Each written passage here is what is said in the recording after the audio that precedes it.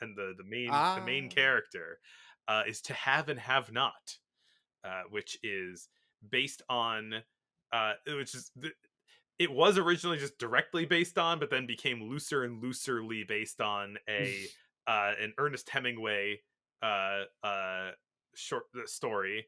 And this is Howard Hawks, and Howard Hawks and Ernest Hemingway were friends, and they were on a fishing trip together, which is very Hemingway coded. Uh, yeah.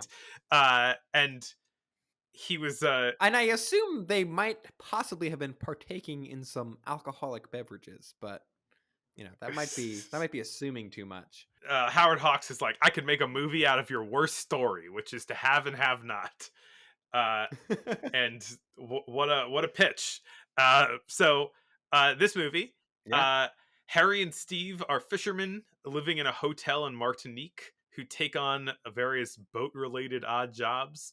On an eventful day, Lauren Bacall's Slim enters his life, and the hotel owner, who is supportive of the French resistance, asks for Harry's help with a secret mission. Harry really only wants to do anything for pay. He doesn't want to get involved in political stuff. Sound a little familiar? Harry, by the way, is played by Humphrey Bogart. Sound a little familiar? Yeah. Harry decides the heat is too high in the region to be participating in the anti-Gestapo activities.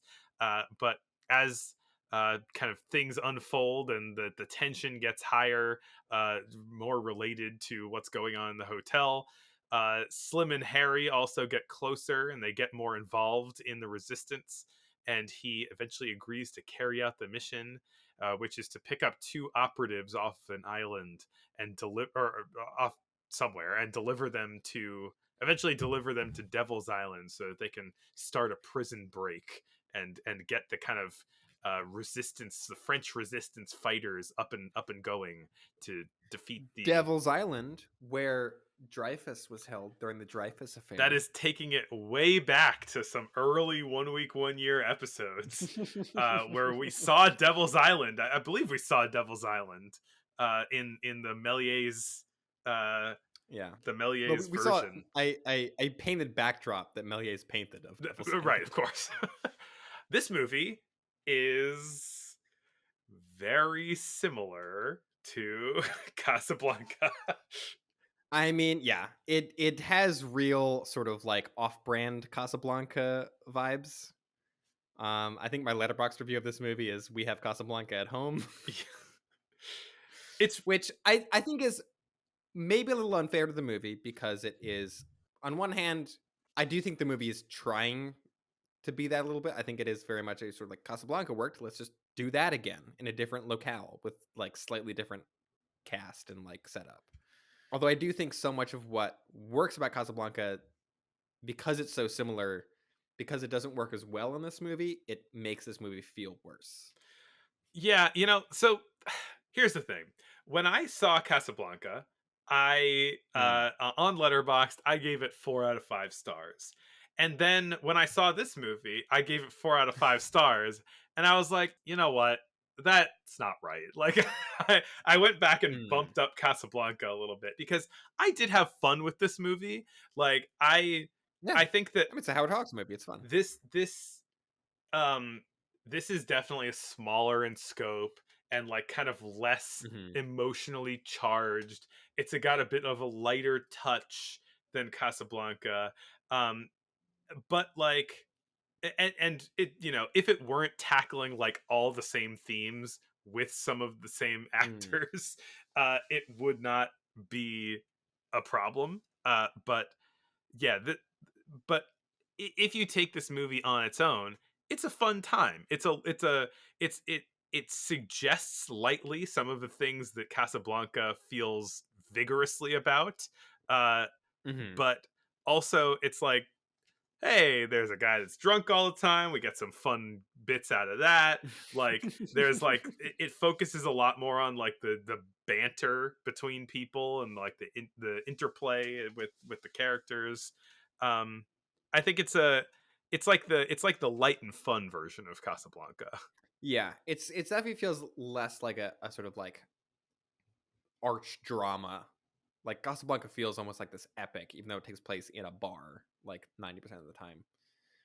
And then this also takes place like in a hotel 90% of the time, and it feels like a movie set in a hotel Yeah, and for the there's majority. also Like, a guy playing piano the entire time in the middle of yeah, it too. yeah. That I think especially feels like a thing that they added to make it seem more Casablanca-esque. The guy in the piano in this one is played by Hoagie Carmichael, who is a big musician at the time, and I am familiar with Hoagie Carmichael primarily because that is who, in the book Casino Royale, that is how James Bond is described, as he looks like Hoagie Carmichael. Interesting. Yeah, he's pretty good in this as a sort of a piano player guy. I mean, he's basically Sam from Casablanca. Like, he's not that different of a character, Yeah. but he gets to sing some songs. You know, he's there. I'm sure he had a fun time on set. This is how I feel about this movie. Is that I'm not like, it seemed like it was fun to make. You know. Well, it was very fun for Humphrey Bogart and Lauren Bacall because Hey. this is the movie. We've heard of Bogart and Bacall, and that's where this began. Yeah, Humphrey Bacall's Bogart. first movie. Humphrey Bogart was in a pretty unhappy marriage while he was making this movie, and apparently he was pretty traditional in Hollywood, especially in that he was like, I can't see other ladies. I'm married. He was born in 1899 and he called himself a man of the last century. But this movie, in the process of making this movie, he and Lauren Bacall fell in love very quickly and very forcefully, I guess. I don't know. Is that the word? Enthusiastically. Enthusiastically, yeah. You could see it kind of reflected in their performances. Yeah, they're steaming up the screen anytime they're like, I like, there are a lot of movies, especially of this era, that people are just like making a lot of eyes, and it's, you know, they're trying to like make it feel as kind of sexually charged as possible without actually, you know, going against the Hays Code. I feel like this movie in particular is like one of the most famous for that.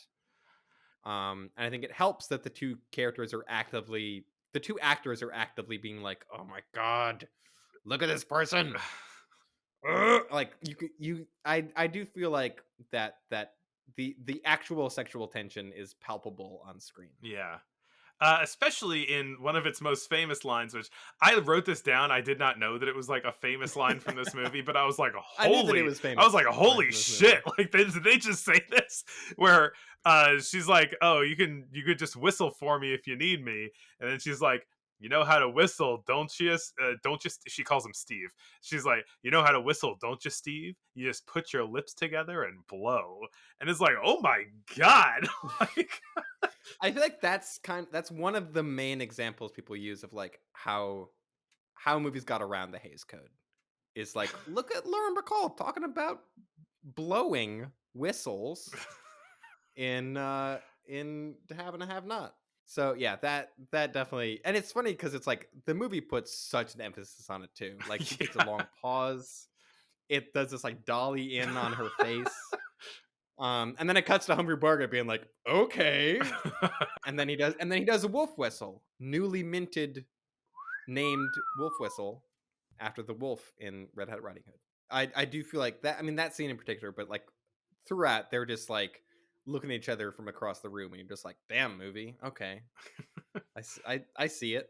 That's probably the best thing about this movie, is just watching them to like be horny at each other. Yeah, and it's for not most of only it. horniness too. I think they have, a good dynamic. They have a good back and forth Yeah, in yeah. this movie. They have a lot of very good banter, and a lot of like each of them kind of getting like the upper hand a little bit, and each of them kind of, Yeah. right, because they're both characters that are sort of kind of transient, like running away from stuff. Yeah. And they kind of see that in each other, but they're Hello, they're both very Casablanca. guarded at the beginning. Hello, Casablanca. Yeah, I do feel like the one thing this has over Casablanca is that it does feel like Lauren Bacall is a much more similar character to the like Humphrey Bogart type, I guess, Right. than Ingrid Bergman is. I think any movie. It feels like there's a bit more of a kind of tete-a-tete of like them being like Hmm, equally kind of guarded and equally kind of like I don't know. It feels like they're a little bit more kind of like an equal footing with each other there in this movie there's like a than classic thing in movies where somebody tries to pickpocket someone, and then there's the mark, right, and then there's the two Mhm. main characters, and one of the main characters notices the other one pickpocketing someone, and then like confronts them about being pickpocketed Yeah. with respect at their pickpocketing skills. I don't know Yeah. why that is like it's like a thing that happens in a lot of movies, but it's always great. It's like, oh, It's how Matt Damon's character is introduced in Ocean's 11. we So yeah. respect each other as pickpockets. Like game Yeah. recognizes Yeah. game, but also I Mhm. gotcha. You know, it's like it's this nice dynamic of like you thought you were slick, but I'm slick too, and I got the upper hand just a little bit. But also, I'm welcoming you into my world of pickpocketing. Yeah, Lauren Bacall, very good in this movie. Yeah. Unsurprisingly, I've seen her in other things with Humphrey Bogart also. Yeah, like for the first time she's ever been in a movie, I think it's pretty like respect.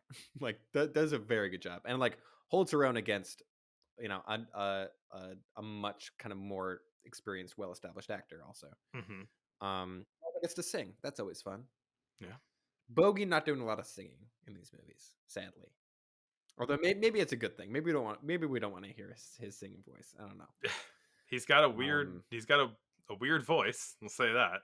yeah. The thing that sticks out about this that makes it feel like such a kind of downgrade from Casablanca is that Humphrey Bogart's character in that is like so you feel like he has this like idealistic heart at his core, Yeah. but is he has so much like scar tissue over that he's just like no, I'm only in it for the money now, Yeah. and we see that kind of getting peeled away over the course of the movie. This is kind of a guy that is just a mercenary at his heart and is just kind of annoyed into helping people because he's like, I got nothing else to do. Like, Right. it doesn't feel like he does have this turn towards the end of the movie where it's like, fine, I'll help the French resistance. But it's like, I don't know, that character feels a lot less complex and a lot less. The turn towards actually helping people feels less earned and less like a victory, I Yeah, guess. I think so much of what Casablanca is about is Humphrey Bogart getting over his jadedness in order to Yeah. believe in something again. And Hmm. this it's like a bit simpler. It's a Han Solo kind of thing, right? You know, he is a good guy, but he mainly wants money, and then he kind of is put in a situation where he has to do the right thing, and then he's just like, yeah, you know, I'll do the right thing, Yeah. sure. I mean, I don't know if we need to like rag on this movie because it's like it's weird. It's like Yeah, it's not bad. there's nothing bad about it. It's fun. It's good. It's Yeah. just like when there's something so similar that has so much more spirit. Right.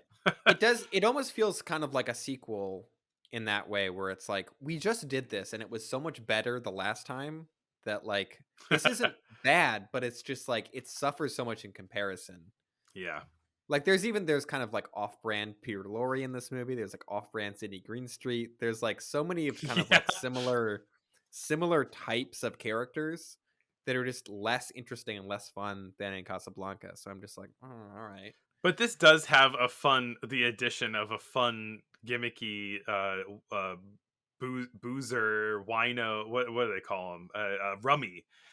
Yes, a There's rummy. There you go. the rummy character who brings a lot of fun to all of his scenes.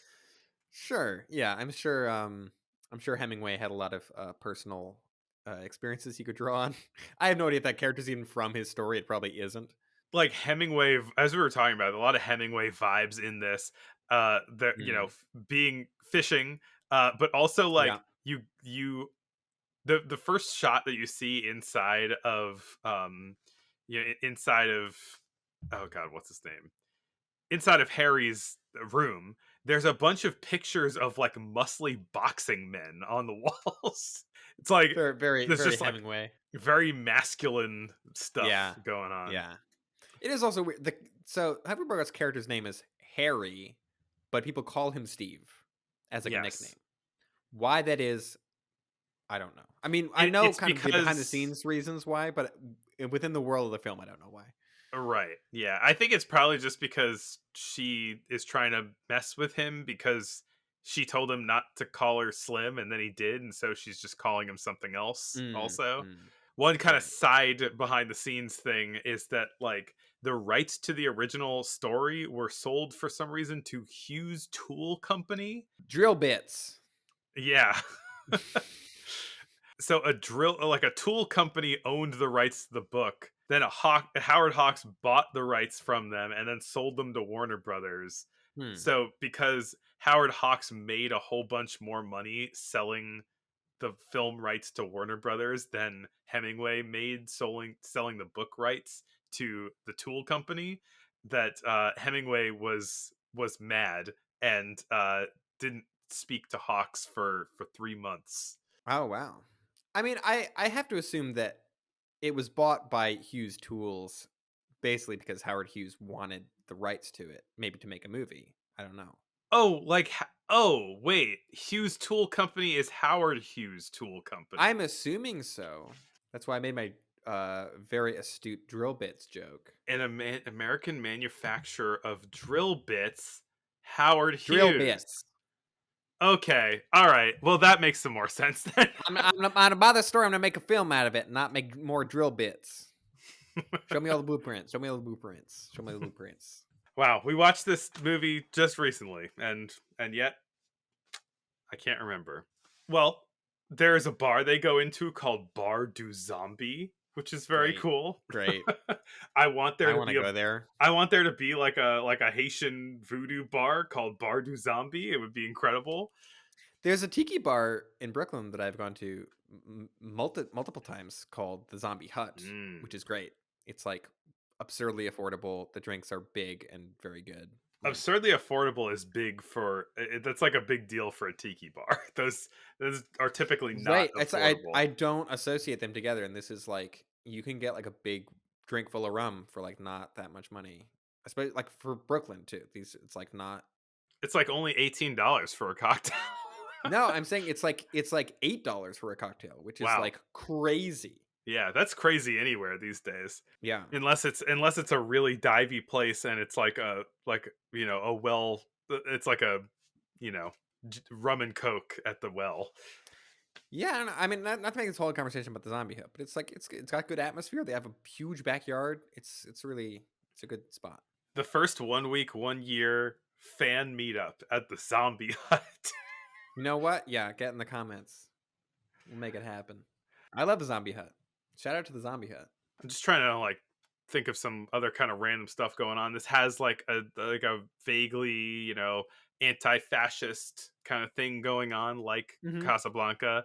I think that the guy that they rescue, who's part of the French Resistance, um, they're he's talking about doing his duty, doing his mission, and like what if he dies, and then he says that is the mistake Germans always make with the people they try to destroy. There will always be someone else, and Mm. that's inspiring. That's good, Yeah, yeah.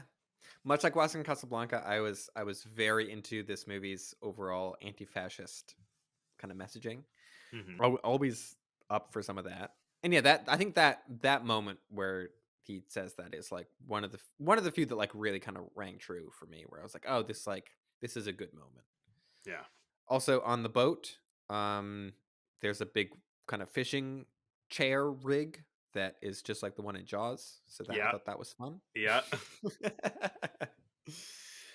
There are definitely like highlights in this movie, and I think this movie is worth watching and is a lot of fun. But it definitely I don't know.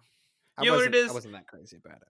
Casablanca is a movie you sit down and watch, and this is a movie that you throw on, and it's a good Yeah, time. yeah. And I think like I do think a lot of that breeziness maybe can be attributed to Howard Hawks. I also feel like this is less fun than I kind of expect from a Howard Hawks movie. Also, like Hmm. I feel like I sit down and watch a Howard Hawks movie. I'm like, give me some. I want that like banter coming at me. Yeah. And there's some good banter in this, but it's like I want I want His Girl Friday level banter, which I realize like no other movie in existence can match that movie in terms You of can't like, you can't go that hard every time. yeah, the speed in which the dialogue is delivered in that is like superhuman. So this movie doesn't have that going on, but it is fun.